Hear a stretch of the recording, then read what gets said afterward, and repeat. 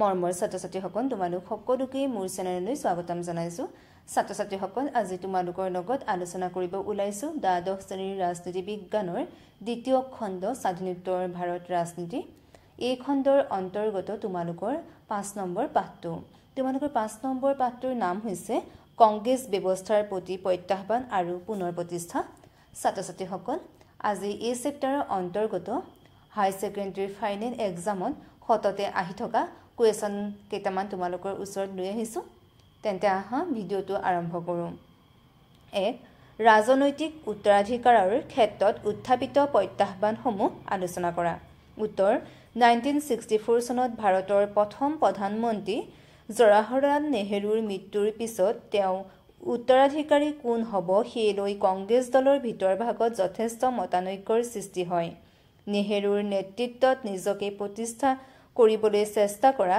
ভাৰতবৰ্ষই তেওঁ মৃত্যুত গুৰুতৰ প্ৰত্যাহ্বানৰ সন্মুখীন হয় জৱাহৰলাল নেহৰুৰ মৃত্যুত উত্থাপিত আন এটি প্ৰশ্ন হৈছে নেহৰুৰ অবৰ্তমানত ভাৰতৰ গণতান্ত্ৰিক পৰম্পৰা বৰ্তি থাকিবনে অন্যান্য বহু সদ্য স্বাধীন দেশৰ দৰে ভাৰতেও গণতান্ত্ৰিক উত্তৰাধিকাৰী নিৰ্বাচনত ব্যৰ্থ হ'ব নেকি কিয়নো এনে হলে সামৰিক শাসন প্ৰৱৰ্তনৰো সম্ভাৱনা থাকে নেহৰুৰ মৃত্যুৰ পাছত উত্তৰাধিকাৰী সমস্যা সমাধান হ'বলৈ নাপাওঁতে আন বহুতো সমস্যা যেনে দুৰ্ভিক্ষ অসমতা দৰিদ্ৰতা সাম্প্ৰদায়িক আৰু আঞ্চলিক বিভাজনে আদিয়ে গণতান্ত্ৰিক আঁচনিসমূহ বিফল কৰাৰ উপৰিও দেশখনক জুৰুলা কৰি তোলে সেয়েহে 1960 দশকত বিপদজনক যুগ বা সংকটৰ যুগ বুলি কোৱা হয় অৱশ্যে কংগ্ৰেছ নেতৃবৃন্দই বিশৃংখলতাৰে লাল বাহাদুৰ শাস্ত্ৰীক প্ৰধানমন্ত্ৰীৰ পদত অধিষ্ঠিত কৰে 1964 চনৰ পৰা 1966 চনলৈকে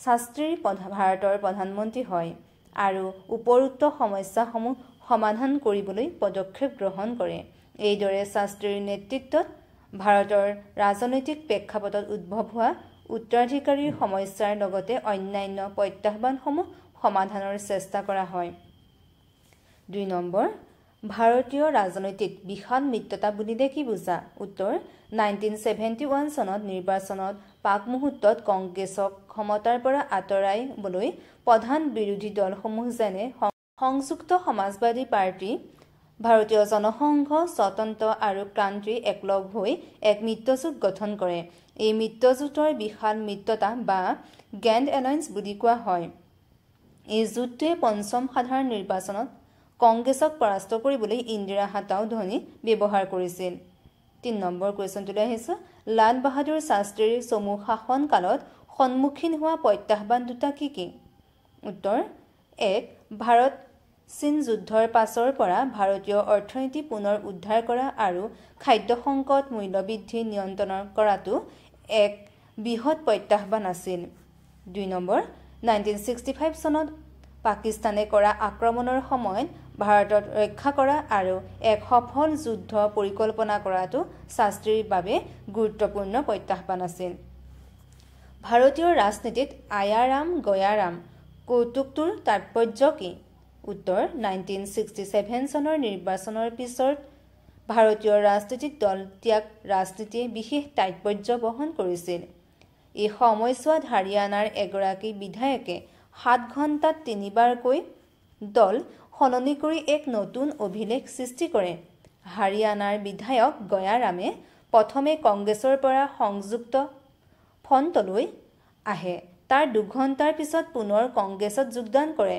তাৰ পাছত পুনৰ জাতীয় ফ্ৰণ্টলৈ গমন কৰে তাৰ কিছু মুহূৰ্তৰ পিছতেই পুনৰ কংগ্ৰেছলৈ অহাৰ মন মেলে ইয়াতে উত্তেজিত হৈ হাৰিয়ানাৰ বিধায়ক ৰাও বীৰেন্দ্ৰ সিঙে সংবাদ মাধ্যমৰ আগত তাচ্ছিল্য কৰি কয় যে গয়াৰাম এতিয়া আয়াৰাম তেতিয়াৰ পৰা আয়াৰাম গয়াৰাম দলত্যাগ ৰাজনীতিৰ অন্যতম ধনী হৈ পৰে 5 নম্বৰ কুৱেশ্যনটো আহিছো 1969 চনৰ ৰাষ্ট্ৰপতি নিৰ্বাচনৰ বিষয়ে চমুকৈ লিখা এটো 2016 চনত আহিছে আৰু 2019 চনত আহিছে এই কুৱেশ্যনটো আন এক ধৰণে আহে এটো হৈছে 1969 চনৰ ৰাষ্ট্ৰপতিৰ নিৰ্বাচনৰ সৈতে জড়িত বিতৰ্কসমূহ আলোচনা কৰা উত্তৰ ইন্দিৰা গান্ধী আৰু সিন্ডিকেটৰ মাজৰ সংঘাতে 1969 চনত তীব্ৰ ৰূপ ধাৰণ কৰে।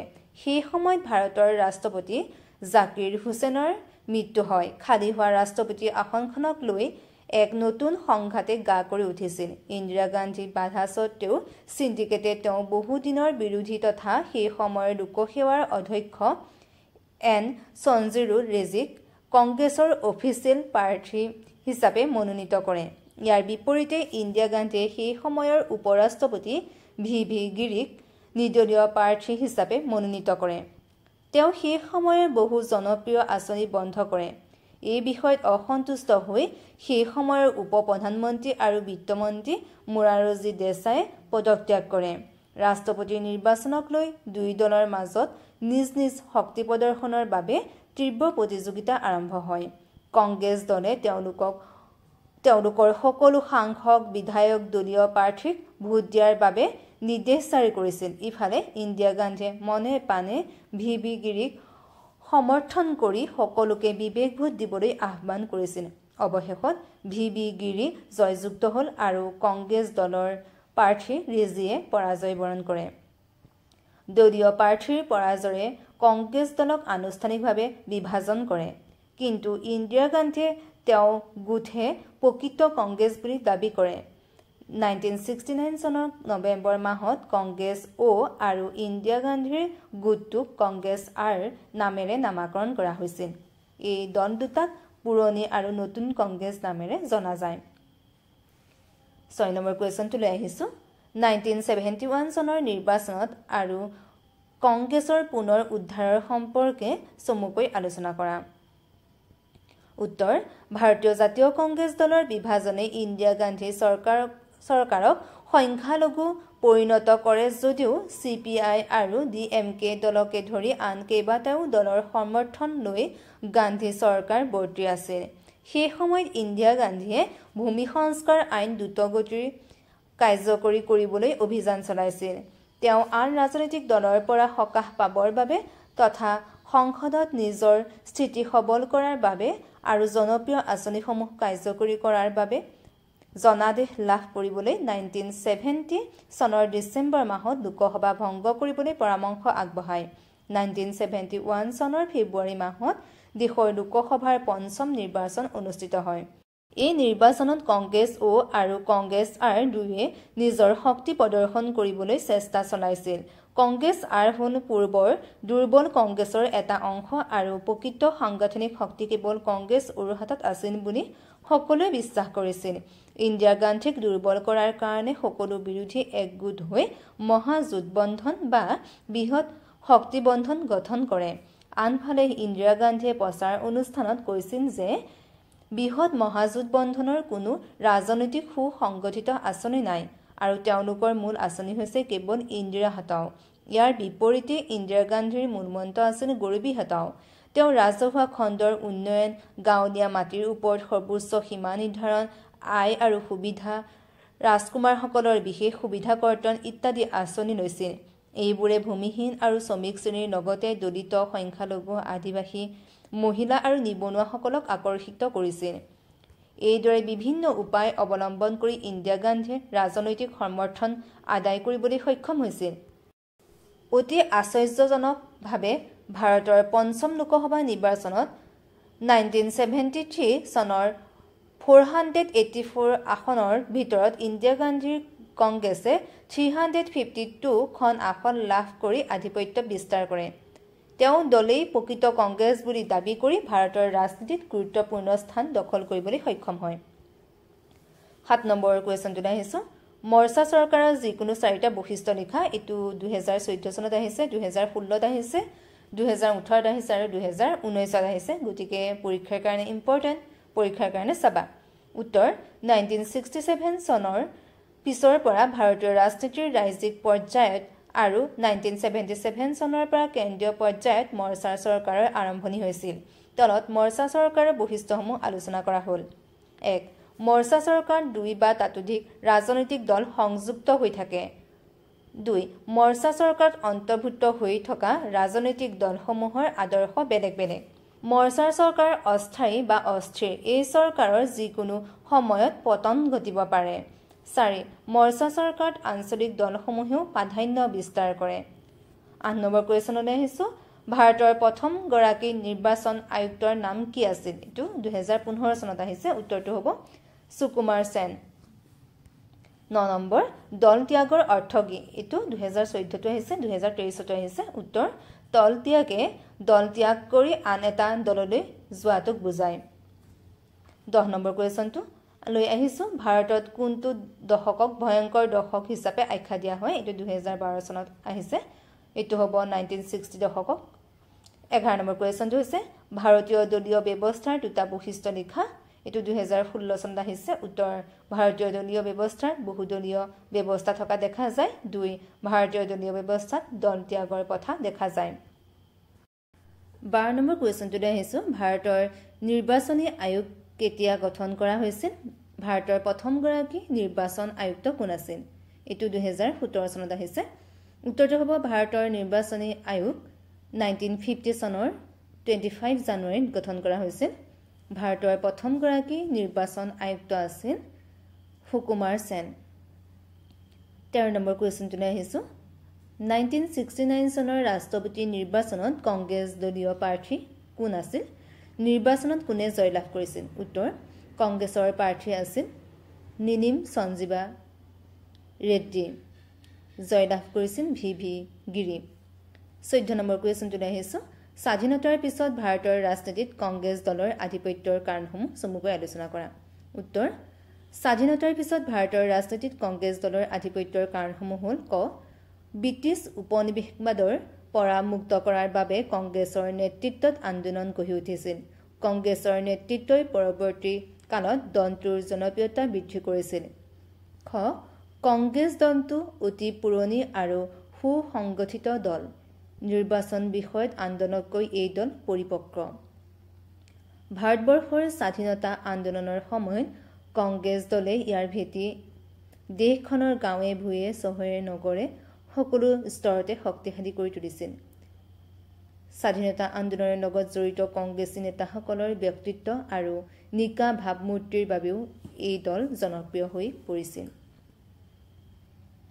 15 নম্বৰ কুৱেশ্যনটোলৈ আহিছোঁ চতুৰ্থ সাধাৰণ নিৰ্বাচনটোৰ ওপৰত টোকা লিখা উত্তৰ ভাৰতবৰ্ষৰ ৰাজনীতিত আটাইতকৈ গুৰুত্বপূৰ্ণ আৰু ঐতিহাসিক নিৰ্বাচনটোই হৈছে চতুৰ্থ সাধাৰণ নিৰ্বাচন 1967 নৰ এই নিৰ্বাচনে পূৰ্বৰ নিৰ্বাচনৰ ধাৰাৰ আমূল পৰিৱৰ্তন সাধন কৰে ইন্দিৰা গান্ধী প্ৰধানমন্ত্ৰী হোৱাৰ মাত্ৰ এবছৰৰ পিছত এই নিৰ্বাচন অনুষ্ঠিত হয় সেই সময়ত ইন্দিৰা গান্ধী আছিল ৰাজনৈতিকভাৱে তেনেই অনভিজ্ঞ আৰু নতুন তাৰোপৰি দুৰ্ভিক্ষ মহামাৰী সাম্প্ৰদায়িক সংঘৰ্ষ অৰ্থনৈতিক দুৰৱস্থা মূল্যবৃদ্ধি নিবনুৱা সমস্যা ইত্যাদিয়ে দেশখনক জুৰুলা কৰি তুলিছিল তেনে পৰিস্থিতিত দেশত ধৰ্মঘট হৰতাল আইন শৃংখলাৰ সমস্যাৰ উদ্ভৱ হৈছিল আৰু সকলো বিৰোধী একগোট হৈ কংগ্ৰেছৰ বিৰুদ্ধে থিয় দিছিল ফলত লোকসভা আৰু বিধানসভা উভয়তে কংগ্ৰেছে বাৰুকৈ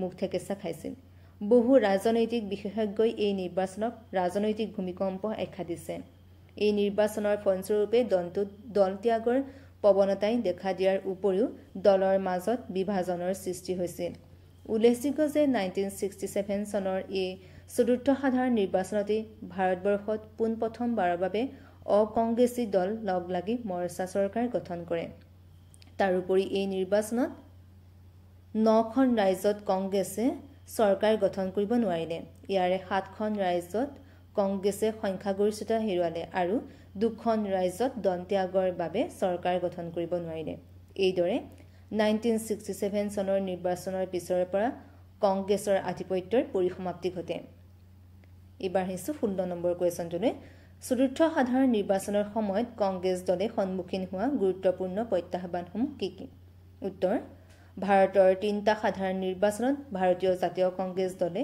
সংখ্যাগৰিষ্ঠতা লাভ কৰিছিল যদিও 1967 চনৰ সাধাৰণ নিৰ্বাচনটো চতুৰ্থ সাধাৰণ নিৰ্বাচনত কংগ্ৰেছ দলে ব্যাপকভাৱে ক্ষতিগ্ৰস্ত হয় কেন্দ্ৰ আৰু ৰাজ্য উভয়তে দলটো নিৰাশ কৰাৰ মূলতে থকা গুৰুত্বৰ প্ৰত্যাহ্বানসমূহ তলত আলোচনা কৰা হ'ল 1 নম্বৰ অকংগ্ৰেছবাদ গণতন্ত্ৰত বিৰোধী দলৰ ভূমিকা অতি গুৰুত্বপূৰ্ণ সেই সময়ৰ ভাৰত বিৰোধী দলসমূহে অনুভৱ কৰিছিল যে তেওঁলোকৰ মাজৰ বিভাজনে বা অমিলে কংগ্ৰেছ দলক নিৰ্বাচনৰ জয়লাভত সহায় কৰিছে। সেয়েহে বিভিন্ন নীতি আদৰ্শ তথা প্ৰভেদ থকাৰ স্বত্বেও দলবোৰ লগ হৈ কংগ্ৰেছ বিৰোধী গোট গঠন কৰে, যাক অকংগ্ৰেছবাদ বুলি কোৱা হয়। এই অকংগ্ৰেছবাদ কংগ্ৰেছ দলৰ সন্মুখত দেখা দিয়া এটা গুৰুত্বপূৰ্ণ প্ৰত্যাহ্বান। দলত্যাগ। চৰকাৰ গঢ়া আৰু ভঙাৰ দিশত দলত্যাগীসকলৰ ভূমিকা অতি গুৰুত্বপূৰ্ণ। চতুৰ্থ সাধাৰণ নিৰ্বাচনত দলৰ প্ৰাধান্য হ্ৰাস পোৱাত বহু কংগ্ৰেছী নেতাই দলত্যাগ কৰি অন্য দলত যোগ দিয়ে, যাক ভাৰতৰ ৰাজনৈতিক ব্যৱস্থাত আয়াৰাম গয়াৰাম হিচাপে আখ্যা দিয়া হয়। এই দলত্যাগ কংগ্ৰেছ দলৰ বাবে আন এক প্ৰত্যাহ্বান আছিল। সংযুক্ত চৰকাৰ।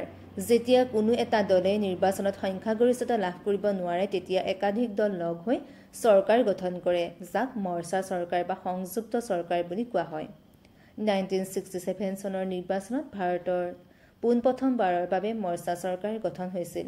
বিভিন্ন দল একগোট হৈ গঠন কৰা এই মৰ্চা কংগ্ৰেছ দলৰ বাবে আন এটি প্ৰত্যাহ্বান হিচাপে থিয় দিছিল। সিন্ডিকেট ৰাজনীতি। দলৰ সংগঠনক নিয়ন্ত্ৰণত ৰখা কংগ্ৰেছ নেতাৰ অনানুষ্ঠানিক গোটক সিন্ডিকেট বুলি কোৱা হয়। সেই সময় কংগ্ৰেছক সিন্ডিকেটক নেতৃত্ব প্ৰদান কৰা নেতাসকল আছিল কে কামৰাজ, এছ কে পাটিল, এন সঞ্জীৱা ৰেড্ডী, অতুল ঘোষ ইত্যাদি। এই সিন্ডিকেটতে লাল বাহাদুৰ শাস্ত্ৰী আৰু ইন্দিৰা গান্ধীক প্ৰধানমন্ত্ৰী হোৱাত সহায় কৰিছিল। কিন্তু পিছলৈ এই সিন্ডিকেটৰ লগত ইন্দিৰা গান্ধীৰ মতানৈক্য হোৱাত দলটো ব্যাপক খেলিমেলিৰ সৃষ্টি হৈছিল। কংগ্ৰেছৰ বিভাজন। 1967 চনৰ চতুৰ্থ সাধাৰণ নিৰ্বাচনৰ পাছত ইন্দিৰা গান্ধী আৰু সিন্ডিকেটৰ মাজত হোৱা মতানৈক্যৰ ফলত 1969 চনত কংগ্ৰেছ দল অ' আৰু কংগ্ৰেছ আৰ হিচাপে দুটা ভাগত বিভক্ত হয়। এই বিভাজনক ভাৰতৰ ৰাজনীতিৰ অতি গুৰুত্বপূৰ্ণ ঘটনা হিচাপে বিবেচিত হয়। ওপৰত উল্লেখ কৰাবোৰেই হৈছে কংগ্ৰেছ দলে সন্মুখীন হোৱা গুৰুত্বপূৰ্ণ প্ৰত্যাহ্বান। ছাত্ৰ ছাত্ৰীসকল, এইখিনি আছিল এই চেপ্টাৰৰ অন্তৰ্গত কুৱেশ্যন এনচাৰ। তোমালোকে যদি ভিডিঅ'টো চাই ভাল পাইছা তেন্তে মোৰ চেনেলটোত ছাবস্ক্ৰাইব কৰিবলৈ নাপাহৰিবা। লগতে মোৰ ভিডিঅ'টোত লাইক কৰিবা, কমেণ্ট কৰিবা আৰু নিজৰ বন্ধু বান্ধৱীসকলৰ লগত শ্বেয়াৰ কৰিবা। যদি কিবা অসুবিধা থাকে তেন্তে কমেণ্টৰ যোগে মোৰ লগত যোগাযোগ হ'ব পাৰিবা। ধন্যবাদ।